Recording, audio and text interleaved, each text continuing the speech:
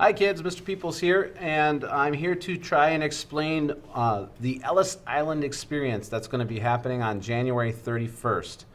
In just a couple of weeks, we're going to be traveling as a 6th grade group to Pioneer Ridge. And on that day, Pioneer Ridge is going to be turned into a place called Ellis Island. Now, back in 1892, Ellis Island opened in New York City, or just in the harbor of New York City. And it was the busiest immigration center for the United States up until about World War II. And so from 1892 till about 1945, it was the place where most immigrants who came in from Europe, they passed through that particular island on their way to the United States. Now, one of the purposes of that island was to make sure that the immigrants coming into the United States were healthy, that they weren't criminals, and that they were going to be a citizen that was going to have a job and work here in America. And so those were the things they were looking for at Ellis Island. And we are going to turn Pioneer Ridge on January 31st into Ellis Island. We have hundreds of parent volunteers coming in to play the role of Ellis Island inspectors. And you, as students, are paired up with people within your class, and you are going to be a family traveling from Europe coming in through Ellis Island. Now, we're going to talk about what it is that you need to do to prepare for the Ellis Island simulation, but every 6th grader is taking part in this simulation this year, and we are going to try and explain it a little bit more for you. You should have all received a piece of paper that has your character that you're going to be playing. It looks like what you see on the screen.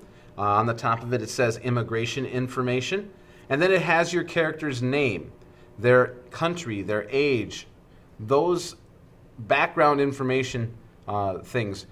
What you're going to do with this sheet of paper is you're going to do the best you can to memorize as much of this paper as you can. If you want to think about it, it's like you're playing in a play or a movie, and you're playing like an actor. You're playing the person on this sheet. And so for those couple hours that we're at Ellis Island on January 31st, you're going to play the person that you have on your immigration sheet. Now, let's talk about what will happen on that day. On January 31st, you'll have first hour like normal.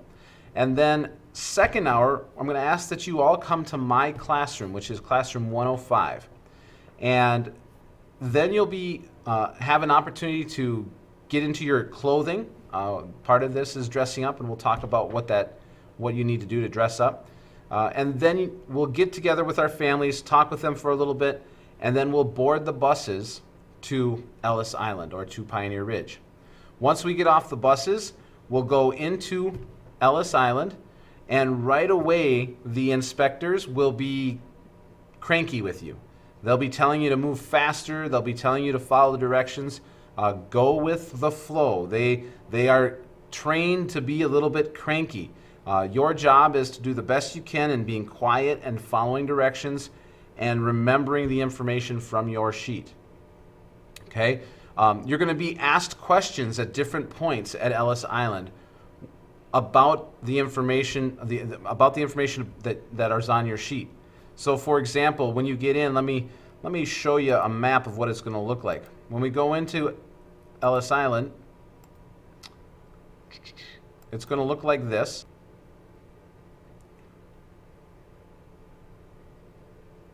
Maybe. We'll go in here. There we go. Okay, so here's a map. Here's a map of Ellis Island. We're going to come in through the commons door down in this area here. And the first thing they're going to ask you about is your basic information.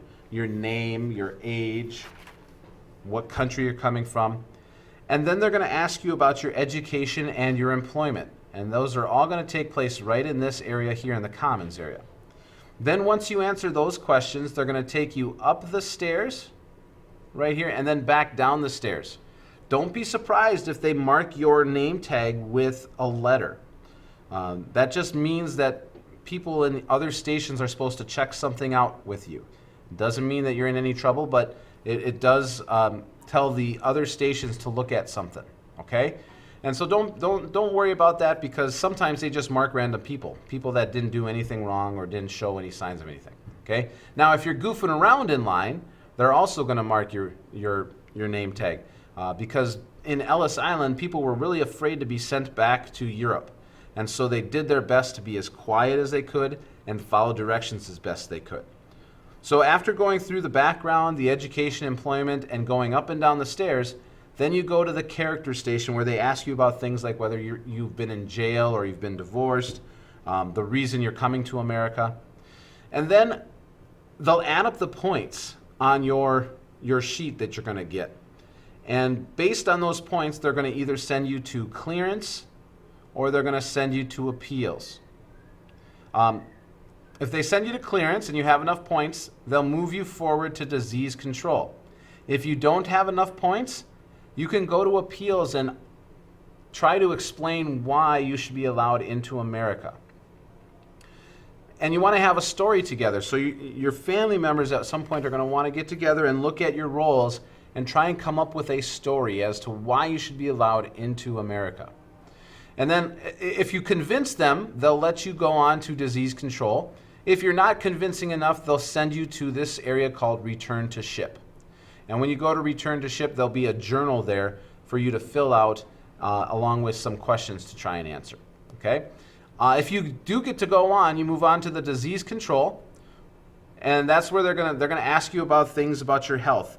Do you have any skin conditions? Are your speech and hearing okay? They're gonna do some little tests that go with that. And then once you go through disease control, you go through the health station. They'll again add up your points, and if you don't have enough points, they'll send you to appeals, where you can again argue for why you should be allowed into America. And either you'll be convincing enough to they'll let you in, or they'll send you to the return to ship. If you make it through the entire simulation and you don't get sent to return to ship, you end up going to what's called the citizenship station. What you do when you get there is the same thing that you do when you go to the return to ship. You'll fill out the journal, you'll answer the questions that are inside the journal and work on that while you're there. Once everybody from Middle School West is through, then we'll board back on the buses and come back to Middle School West, and we'll be back in time for lunch. So basically, we're going to be gone for just a couple of hours going through Ellis Island. If you have questions about this more, feel free to come see me. I'm in room 105, or you'll see me at lunch on Mondays and Tuesdays. One of the things that we ask people to do is we ask them to dress up as best they can for their roles. Now, you don't need to have some big costume to make this work. I'm going to actually tell you what things you would have lying around the house that would work for a costume. For men, if you're a boy, you would generally wear a type of a suit coat or some dark colored pants, maybe some dark colored shoes and a hat. Not a baseball hat, but a hat like the one you see in this picture. If you're a girl, you would generally wear a dress with some dark stockings or dark leggings with dark colored boots. And you might not have a hat. What you would probably have would be more like a scarf or a bonnet wrapped around your head, kind of like what you see here in the picture here of the two girls here. What you have sitting around the house that will work, what you have lying around the house that will work, any button-down shirts that you might have, white, blue, gray, brown, or black. For girls, if you have a skirt or a dress, dark colors are best if you are wealthy. And I don't know if it would tell you on your roll if you're wealthy, you would wear white, but wear what you have. If you don't have a dress or a skirt, then you don't have one. But if you have one, all we're asking is that you make an attempt to dress up. Pants for men, long pants for men. If you're a younger boy, like age 10 or 12, if your character is age 10 or 12, you might want to take those pants and wear some long socks with them and tuck those pants into the socks. Hats or bonnets or scarves work great. For girls, a great costume is just to have a blanket that you wrap around your shoulders. That becomes a shawl. And then sweaters or jackets, boots, leggings, long socks, suit jackets, things that are dark colored will work. Any combination of these things would be great. We're not asking that you dress in your best costume. We're just asking that you make an attempt to dress up. You will get an opportunity to change during hour 2, and you'll get an opportunity to change back to your regular clothes if you want, either after lunch or before lunch, depending on the time. We're really excited to have you guys take part in the Ellis Island simulation. It's going to be a lot of fun.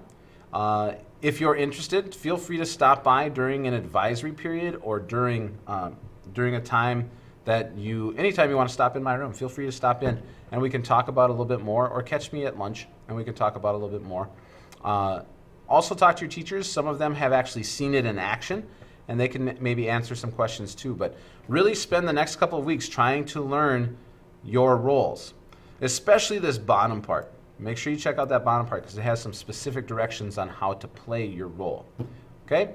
Again, if you have questions, let me know. I'll be around, and same goes for teachers. Teachers, if you have questions or you need me to clarify something, let me know, and I can do another video like this real easy. So we're excited to have you with us, and it'll be a fun time, January 31st.